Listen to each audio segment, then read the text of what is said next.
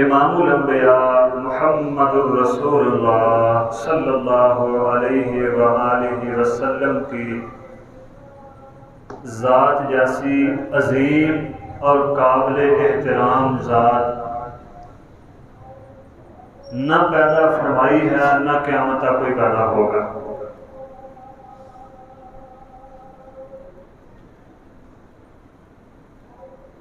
رسول اللہ صلی اللہ علیہ وسلم کی ذات گرامی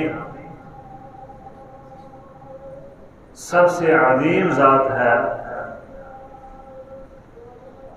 ہر کسی کا ادب اور احترام رسول اللہ صلی اللہ علیہ وسلم کے ادب و احترام کے بعد ہے۔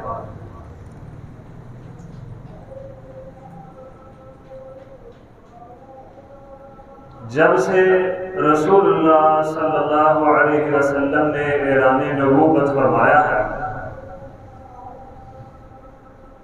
تب سے لے کر آج تک امام الانبیاء کی شان اور عظمت میں بے ادبیاں اور گستاخیاں کرنے والے آتے رہے ہیں،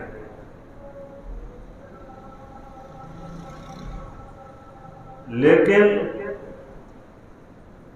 نبی علیہ الرحمہ کی شان میں ایک ذرہ برابر بھی کمی کر سکے نہیں۔ اپنی ذلت و رسوائی کے علاوہ کچھ بھی حاصل نہیں کیا۔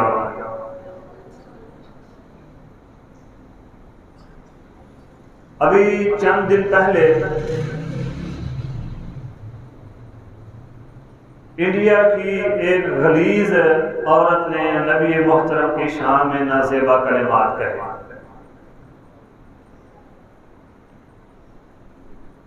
میں پہلے ایک مرتبہ بتا چکا ہوں کہ نبی صلی اللہ علیہ وسلم کی شان میں بے ادبی کرنے والے کا انجام کیا ہے،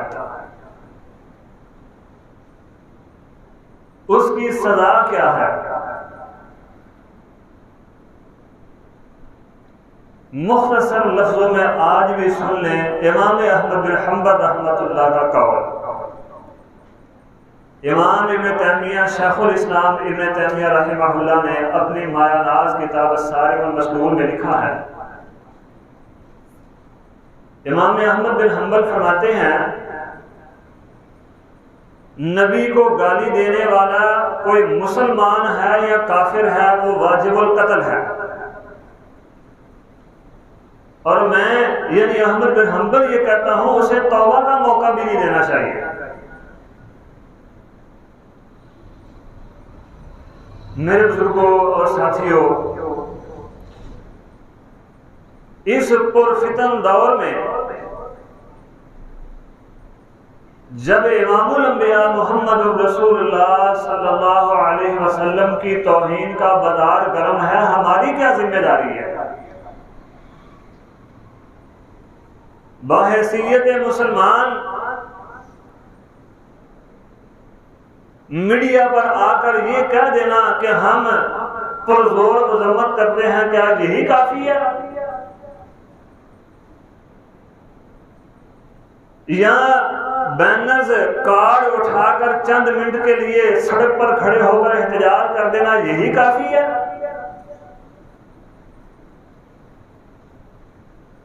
اللہ اکبر کبیرہ، من سب نبیا قتل، یہ ہماری ذمہ داری ہے۔ اگر احتجاج سے کچھ بنتا ہوتا تو امام الانبیاء محمد الرسول اللہ صلی اللہ علیہ وسلم سب سے پہلے مکے کے مشرکوں کے مقابلے میں احتجاج لے کر کھڑے ہوتے۔ ایسے ظالموں کا علاج احتجاج نہیں ہے، مرمت ان کا علاج ہے۔ اللہ اکبر۔ اور آج ہماری صورتحال کیا ہے؟ کوئی بڑا ہے یا چھوٹا ہے، کوئی وزیر اعظم ہے، صدر ہے، مسلمانوں کا لیڈر ہے یا کوئی عام ہے، بس میڈیا پہ آ کے اتنا کہہ دیتے ہیں، ہم اس واقعہ کی پرزور مذمت کرتے ہیں، لعنت ہے ہماری ایسی زندگی پر۔ مسلمانوں کے رہنما ہو اور امام الانبیاء کی شان میں، مسلمانوں کے دلوں کی دھڑکن کی شان میں گستاخی ہو اور صرف اتنے لفظ کافی ہے؟ اللہ اکبر کبیرہ، اتنے لفظ کافی نہیں ہیں، مکمل علاج کافی ہے۔ جب تک بیماری کا مکمل علاج نہ کیا جائے، جراثیم ختم نہ کیے جائیں، بیماری ختم نہیں ہوتی۔ پرزور مذمت کی ایک گولی دے کر ہم سمجھتے ہیں بس علاج ہو گیا، ابھی علاج شروع ہوا ہے، مکمل علاج کرو۔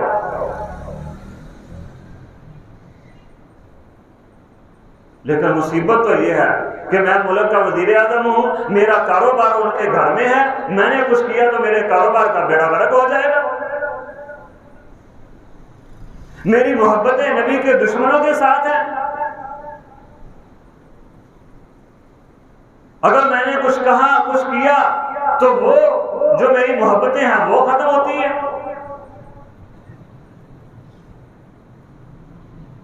میرے بزرگوں اور ساتھیوں، پھر ایسی زندگی سے موت ہمارے لیے بہتر ہے۔ سب سے پہلی ذمہ داری ہماری کیا بنتی ہے؟ امام الانبیاء محمد الرسول اللہ صلی اللہ علیہ وسلم کو کائنات کی ہر چیز سے زیادہ عزیز رکھنا ہے۔ آپ کے احترام کے بعد کسی کا احترام ہے، آپ کے ادب کے بعد کسی کا احترام کرنا ہے۔ نبی صلی اللہ علیہ وسلم کے خادم سیدنا انس رضی اللہ عنہ روایت فرماتے ہیں، نبی علیہ السلام نے فرمایا لا یؤمن احدکم حتی اکون احب الیہ من والدہ وولدہ والناس اجمعین۔ لا یؤمن احدکم، تب تک تم ایمان والے ہی نہیں ہو جب تک اپنے ماں باپ، اپنی اولاد، کنبے قبیلے، برادری، اپنی تجارت، اپنی دولت سے بڑھ کر محمد الرسول اللہ صلی اللہ علیہ وسلم سے محبت نہیں کرتے۔ قل ان کان آباؤکم و ابناؤکم و اخوانکم و ازواجکم، یہ کنبہ قبیلہ، برادری، یہ تجارت، یہ دنیا کے معاملات، یہ اولاد، یہ ساری ایک طرف، محمد الرسول اللہ صلی اللہ علیہ وسلم کی محبت ایک طرف۔ نبی صلی اللہ علیہ وسلم کی محبت یہ فرض عین ہے، اول ہے، باقی سارا کچھ بعد میں ہے۔ آپ کا ادب و احترام سب سے پہلے، باقی سارا کچھ بعد میں۔ فَتَرَبَّصُوا حَتَّى يَأْتِيَ اللَّهُ بِأَمْرِهِ، اگر نبی صلی اللہ علیہ وسلم سے بڑھ کر والدین سے، بیوی بچوں سے، کنبے قبیلے برادری سے، دوستوں سے، بھائیوں سے، اپنی تجارت کے مال سے، اپنی زندگی کے معاملات سے زیادہ محبت ہے، فَتَرَبَّصُوا حَتَّى يَأْتِيَ اللَّهُ بِأَمْرِهِ، پھر اللہ کے عذاب کا انتظار کرو۔ محمد کی محبت دین حق کی شرط اول ہے، جو ہو اس میں خامی تو سب کچھ نامکمل ہے۔ نبی صلی اللہ علیہ وسلم کا ادب و احترام، آپ سے محبت ہر چیز سے پہلے کرنی ہے، یہ ہماری ذمہ داری ہے۔ اور محبت کس کو کہتے ہیں؟ منہ سے کہہ دینا میں محبت کرتا ہوں، بس یہ محبت ہے؟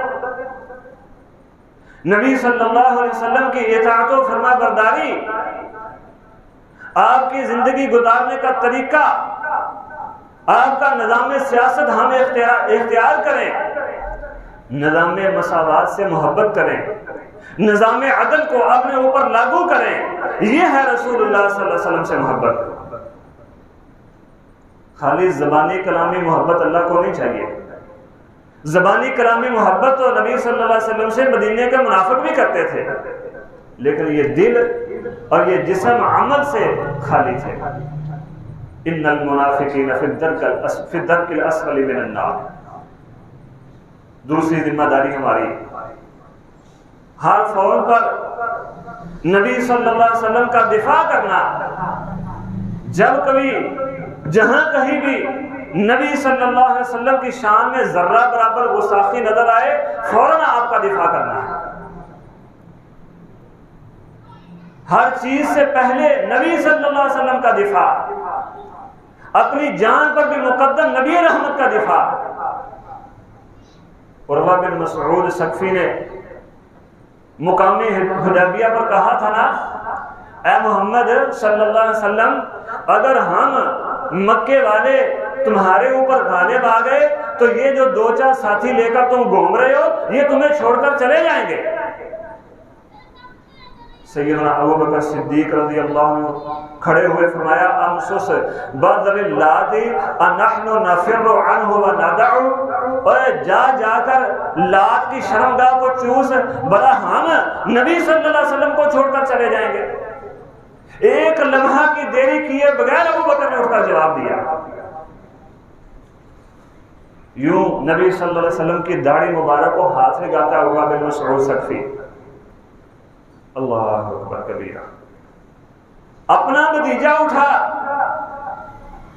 تلوار کی نوک سے ہاتھ کو پیچھے ہٹایا اور فرمایا عروہ اپنا ہاتھ پیچھے رکھ، میرے نبی کی مبارک داڑھی کو اپنا ہاتھ نہ لگا. یہ ہماری ذمہ داری ہے ہر وقت رسول اللہ صلی اللہ علیہ وسلم کا دفاع کرنا. اگر نہیں کرتے تو کل قیامت کے دن کائنات کے رب کے دربار میں جائیں گے تو محمد رسول اللہ صلی اللہ علیہ وسلم کو کیا چہرہ دکھائیں گے کہ مجھے آپ کے ادب، آپ کے احترام، آپ کی محبت سے زیادہ اپنا کاروبار عزیز تھا، اپنے بیوی بچے والدین بہن بھائی عزیز تھے، اپنا کنبہ قبیلہ عزیز تھا. آپ کی شان میں گستاخیاں ہوتی رہی اور میں آرام سے گھر بیٹھا بس اتنا کہہ دیتا تھا، پرزور مذمت کرتے ہیں، میں سمجھتا تھا کافی ہے. کوئی کافی نہیں ہے. کائنات کے رب نے پرزور مذمت نہیں، پرزور مرمت سکھائی ہے. یا ایھا النبی جاہد الکفار والمنافقین. نبی صلی اللہ علیہ وسلم کی شان میں گستاخی کی کعب بن اشرف نے فرمایا کون ہے اس کو جواب دینے والا؟ مکے کے مشرکوں نے نبی کی شان میں گستاخی کی، نازیبا کلمات کہے، فرمایا کون ہے ان کو جواب دینے والا؟ ایک صحابی نے جواب دیا، فرمایا ابھی نہیں. جاؤ حسان بن ثابت کو لاؤ، خود منبر پر بٹھایا، فرمایا حسان ان کو جواب دو. سیدنا حسان نے صحیح مسلم کی حدیث کا جواب دیا. نبی صلی اللہ علیہ وسلم نے فرمایا حسان نے جواب دیا، نبی کا سینہ ٹھنڈا کر دیا. ایک لمحے کی دیری کیے بغیر ان کا دفاع کرنا ہے اس ذات عظیم ذات کا. ہر چیز سے مقدم ہمارے لیے نبی صلی اللہ علیہ وسلم کی ذات ہونی چاہیے. اور صرف محبت ہی نہیں، تیسری ذمہ داری محبت تو کرنی ہے، صرف محبت کرنی نہیں، اس کا اظہار بھی کرنا ہے. اس کا اظہار کیا ہے؟ جب دنیا کفر نبی صلی اللہ علیہ وسلم کی شان میں گستاخی کرے تو ذرہ برابر بھی لچک اختیار نہیں کرنی، کوئی کمپرومائز نہیں کرنا، فوراً جواب دینا ہے، واجب القتل کو قتل کرنا ہے، کروانا ہے. جیسے جس موقع پر محبت کا جس طرح اظہار کرنا بنتا ہے اس طرح کرنا ہے. اللہ کے نبی کے صحابی سیدنا خبیب رضی اللہ عنہ برابر، بڑا عظیم صحابی ہے یہ. ابو سفیان ابھی مسلمان نہیں ہوئے، مکے کے بازاروں میں خبیب کو سولی دیا جانے لگا ہے. ابو سفیان نے کہا خبیب آج اگر تیری جگہ پر تیرے ساتھی محمد رسول اللہ کو سولی دے دیا جائے تو کیا جواب دے گا؟ تو کیسا محسوس کرے گا؟ اب خبیب اپنی محبت کا اظہار کرنے لگا. فرمایا مکے والوں سنو، تم کہتے ہو سولی دے دیا جائے، خبیب اپنی جان کے بدلے میں محمد رسول اللہ صلی اللہ علیہ وسلم کے قدموں کو چبھنے والا کانٹا بھی برداشت نہیں کرتا. وہ خبیب کی جان کی کیا حیثیت ہے؟ 100 خبیب ہو نبی کے چبھنے والے، نبی کے قدموں میں چبھنے والے کانٹے پر 100 خبیب کو قربان کر دو، خبیب کو اپنی جان کی پرواہ نہیں ہے. تم کہتے ہو سولی چڑھا دیا جائے. میرے بھائیو، محبت کا اظہار کرنا ہے. جہاں جس موقع پر جس طرح اظہار کرنا بنتا ہو اس طرح اظہار کر کے دکھانا ہے. اپنے عمل سے بھی رسول اللہ صلی اللہ علیہ وسلم کے ساتھ محبت کرنی ہے. ہم اپنے عمل سے نبی کی شان میں گستاخی کریں اور اوروں سے کیا ہم پھر گلہ کرتے ہیں. نبی کا چہرہ مجھے پسند نہ ہو، نبی کا لباس مجھے پسند نہ ہو، نبی کا رہنا سہنا مجھے پسند نہ ہو، نبی کے زندگی کے معاملات، نبی کی غمی خوشی کا انداز مجھے پسند نہ ہو، یہ سارے معاملات میں کافروں جیسے کروں. میرا چہرہ، میرا لباس، میرا اٹھنا بیٹھنا، میری مجلس، میرا سونا جاگنا، غمی خوشی کافروں جیسی ہو، اور میں کہوں میں نبی سے محبت کرتا ہوں. کیسی محبت ہے؟ ایسی محبت اللہ کو نہیں چاہیے. ایسی محبت کائنات کے رب کو نہیں چاہیے. ایسی محبت تو مکے کے مدینے کے منافق بھی کرتے تھے. اللہ اکبر کبیرہ. کائنات کے رب کو عملی محبت چاہیے، عملی اظہار چاہیے، اور خصوصاً عالم کفر اسلام کی جن باتوں سے چڑھتا ہو ان باتوں کا اظہار، ان اعمال کا اظہار پرزور کرنا چاہیے. سعید بن خزیمہ کی حدیث ہے، دوسری کتابوں میں حدیث کی کتابوں میں بھی حدیث میں موجود ہے. نبی صلی اللہ علیہ وسلم نے فرمایا مدینے کے یہودیوں کے سامنے، فرمایا میرے صحابہ، یہ یہودی جتنا تمہاری آمین اور السلام علیکم سے چڑھتے ہیں کسی اور بات سے نہیں چڑھتے. اور پھر فرمایا افشوا السلام، سلام کو عام کرو، تدخلوا الجنت بسلام. یہ چڑھتے ہیں، تم سلام کو عام کرو، سلامتی کے ساتھ جنت میں چلے جاؤ گے. یہ نبی کی سنت. داڑھی سے کفار کو بڑی چڑھ ہے. ذرا اپنے اپنے چہرے پر ہاتھ مارو کہ میری داڑھی جو ہے کتنی نبی کی سنت کے مطابق ہے، کتنی نبی کی محبت میں کفار کو اس داڑھی سے میں چڑھاتا ہوں. اندازہ ہو جائے گا کتنی ہمیں نبی صلی اللہ علیہ وسلم سے محبت ہے. برقعے سے ہماری خواتین کے پہنے ہوئے برقعے سے کفار کو بڑی چڑھ ہے. ذرا اپنے اپنے گھروں میں جان کر دیکھو ہماری مائیں بہنیں بیٹیاں کتنا برقع پہنتی ہیں. عملی محبت یہ ہے کہ کفار چڑھتے ہیں تو ہم زیادہ برقع پہنائیں اپنی خواتین کو. زنا سے محبت کرتے ہیں، نکاح سے چڑھتے ہیں. ذرا اپنے اپنے گھروں میں جھانکو، اپنے اپنے گھروں میں جھانک کر دیکھو ہمارے بچے جوان ہیں، بیٹیاں جوان ہیں، کیا ہم نے ان کی شادیاں کر دی ہیں؟ وہ زنا میں ملوث ہیں، وہ ہمیں قبول ہے، دن رات زنا کرتے ہیں، وہ منظور ہے، لیکن نبی کی سنت اور پاکیزہ زندگی اپنی اولاد کی منظور نہیں ہے. زبانی کلامی محبت، عملی محبت نہیں. کائنات کے رب کو بھی ایسی محبت نہیں چاہیے. عملی محبت کر کے دکھانی ہے. جس عمل سے کفار چڑھتے ہوں وہ عمل پر زور کرنا ہے.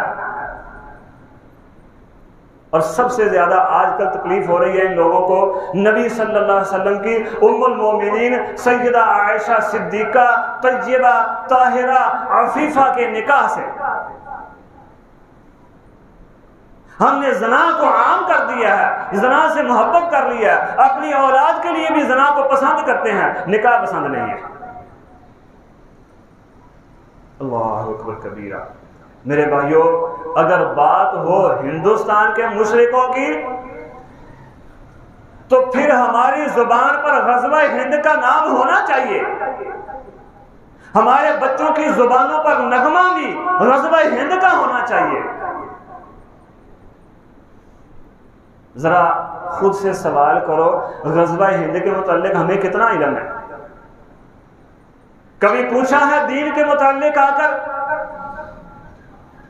اللہ کے پاک پیغمبر کے صحابی سیدنا ابو ہریرہ فقیہ امت صحابی بیان کرتے ہیں، نبی صلی اللہ علیہ وسلم نے فرماتے ہیں میرے بڑے محبوب دوست نے وعدنا رسول اللہ صلی اللہ علیہ وسلم ہمارے ساتھ وعدہ کیا ہند اور سندھ کے غزوے کا۔ فرمایا تمہاری ایک جماعت سندھ میں بھی جہاد کرے گی، ہند میں بھی جہاد کرے گی، کائنات کا رب ان دونوں مقامات پر فتح عطا فرمائے گا۔ اور فرمایا نبی صلی اللہ علیہ وسلم نے ان دونوں میدانوں میں شہید ہونے والے افضل ترین شہید ہوں گے۔ امام احمد نے مسند احمد میں، الفتن میں، امام بخاری کے استاد اور دوسری بہت ساری کتابوں میں، طبرانی نے صغیر میں اور متعدد کتابوں میں یہ حدیث موجود ہے۔ سیدنا ابو ہریرہ رضی اللہ عنہ عرض کی اللہ کے نبی اگر ابو ہریرہ کو غزوہ ہند میں شریک ہونے کا موقع مل گیا تو ابو ہریرہ اپنا نیا اور پرانا سارا مال بیچ کر غزوہ ہند میں شرکت کرے گا۔ اگر کوئی نیا مال خریدا ہے تو وہ بھی بیچ کر ابو ہریرہ غزوہ ہند میں شریک ہو جائے گا۔ یہ نہیں کہے گا ابو ہریرہ ابھی تو خریدا ہے، اس سے فائدہ بھی حاصل نہیں کیا، چلو کو 2-4 دن اس سے فائدہ حاصل کر دیتے ہیں، بعد میں دیکھی جائے گی۔ مدینے کی گلیوں میں اعلان ہوا حی علی الجہاد، جہاد کے لیے نکلو۔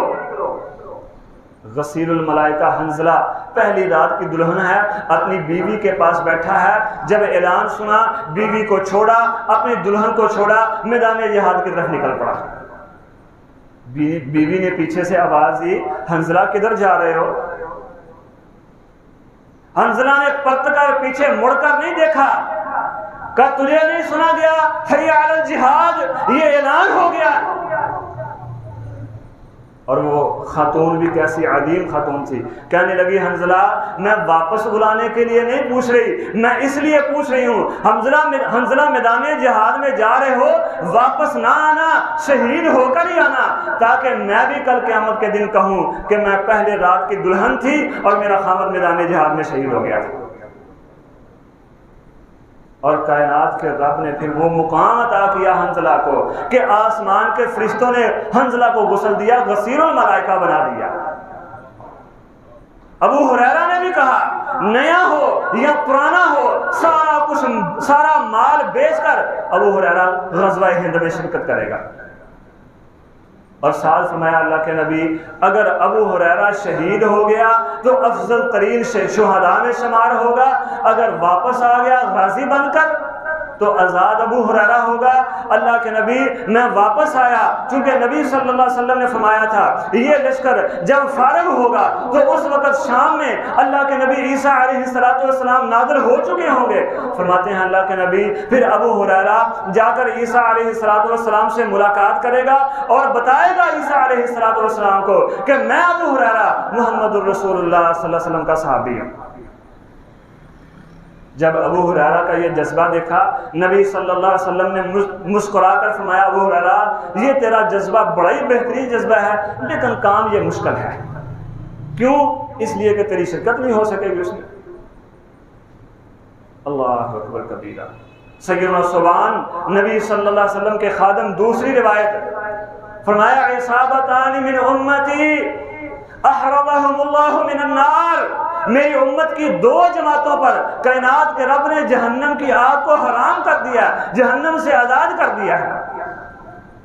اصابت تکون مع عیسی بن مریم، ایک جماعت وہ جو عیسیٰ بن مریم سے مل کر جہاد کرے گی، اور دوسری جماعت وہ جو غزوہ ہند میں شریک ہوگی۔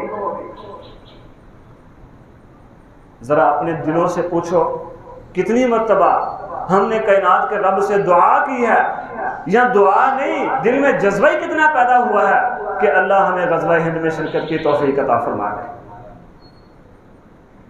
اور یاد رکھو سلف صالحین اور شارحین کے مطابق ہر وہ لڑائی وہ چھوٹی ہو یا بڑی ہو جو ہندوستان کی اصل کے ساتھ لڑی جائے گی وہ غزوہ ہند ہے، اور اس کا آخری معرکہ جو ہوگا وہ عیسیٰ علیہ السلام کے نزول سے کچھ دیر پہلے ہوگا۔ آج کشمیر کا جہاد یہ بھی غزوہ ہند ہی کا حصہ ہے. اور اگر یاد رکھیں، اگر یہ کام ہم نہ کر سکے، نبی صلی اللہ علیہ وسلم سے محبت کا اظہار، آپ کا دفاع نہ کر سکے، تو یہ قول بھی امام مالک کا پھر یاد رکھیں، ما بقاء الامتی شتم نبیہا، اس امت کو زندہ رہنے کا حق ہی نہیں ہے جس امت کے نبی کی گستاخی کی جائے. اقول قولی ھذا واستغفر اللہ لی ولکم ولسائر المسلمین واستغفر